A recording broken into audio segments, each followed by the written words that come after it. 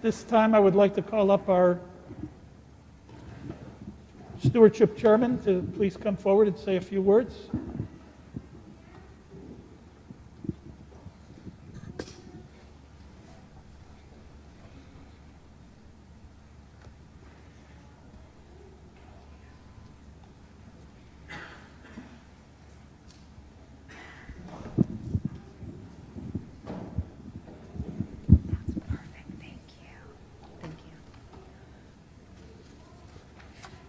Good morning, everybody.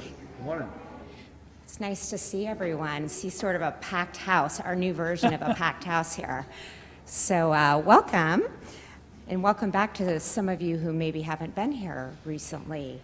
I hope you and your loved ones are staying healthy and hopeful during this last very crazy week, a historical week on the election front, but also getting outdoors and enjoying the beautiful autumn weather that we have outside before winter joins us. So Father asked me to speak today, to speak briefly just about Holy Trinity and stewardship and what they both mean to me. Just a quick update on the stewardship campaign, our progress to date. I will be sharing a formal report out on the campaign during next Sunday's virtual General Assembly.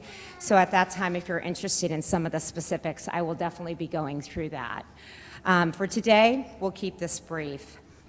So I wanted to share my presentation with one of my favorite quotes that I think highlights the importance of stewardship and the reason I chose to take on this volunteer role 2 years ago.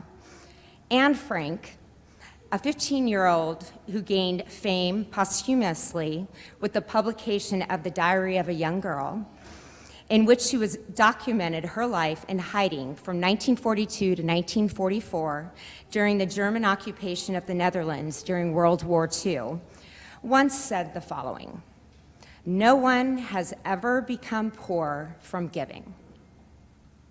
Think about how powerful these words really are. As we think about stewardship, and more importantly, living our lives in the service of others for the benefit of our spiritual community, what does stewardship really mean to you and your family?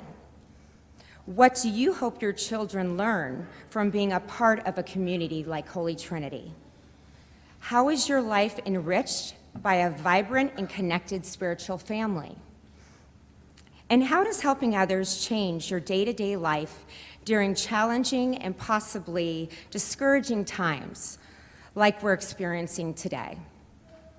I have found answers to all of these questions by being a part of this spiritual family. I clearly understand that we are living in unprecedented times and a lot of great uncertainty.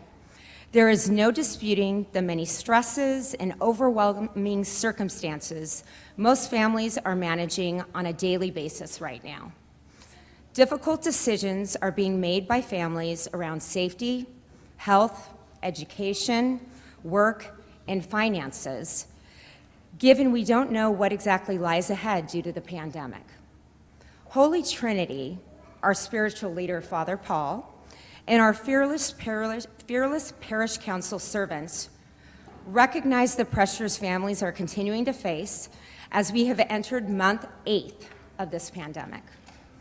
They also recognize this ever-changing, tenuous time for the church, realizing our growing list of operational demands remain while also experiencing a natural decrease in financial support from our members, also an outcome of the unknown.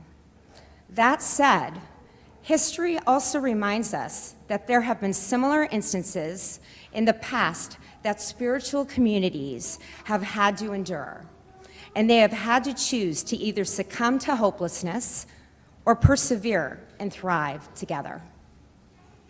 As members, it's sometimes difficult to fully understand why the church relies so heavily on our generosity, especially during times like these, when certain ministries are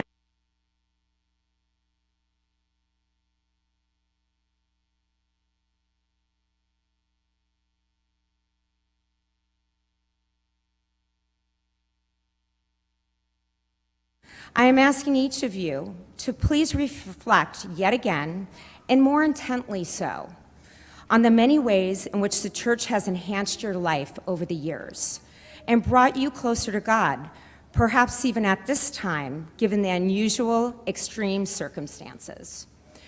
Recall your reliance on your spirituality to provide peace and comfort when your resiliency has been greatly tested by this horrible global crisis that has touched so many of us directly. It is during such periods of strife that we truly discover our unconditional faith, individually and as a community.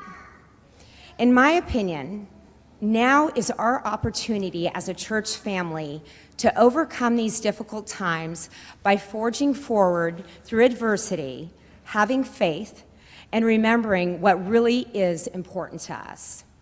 We have the choice to give back and to make a difference, be a part of something bigger, and to keep Mother Church at the center of our lives.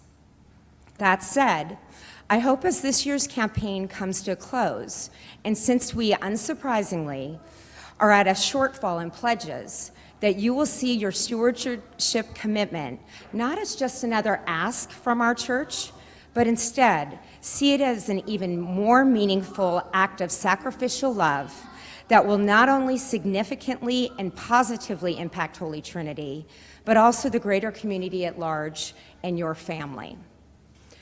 The church is managing as best it can given the inevitable budgetary deficits. And I am asking each of you to not only support our stewardship efforts, but also keep the church front and center in your hearts and minds. The church is blessed through stewardship with a state-of-the-art audiovisual ministry, which is the envy of many parishes across the country, as it's enabled us to continue regular virtual liturgies and services. It's run by 6 to 10 volunteers who are here every week to make sure everyone is staying connected to their spirituality. We are also blessed to have the constant beauty of music through Costa and Chelsea, their beautiful vocal talents. We are grateful for our wonderful staff that is working tirelessly to keep everyone safe while keeping the church open and accessible to those in need. Mother Church never closes. Mother Church is always here for us. Thank you again for your dedication to our community during good and trying times, and to your active partnership in Christ's work. Please don't hesitate to reach out to me with any questions or comments or concerns you have around stewardship. My contact information is in this week's online church bulletin. And just thank you again for your patience, generosity, and participation in this important work that we're all doing together. Be well. Thank you.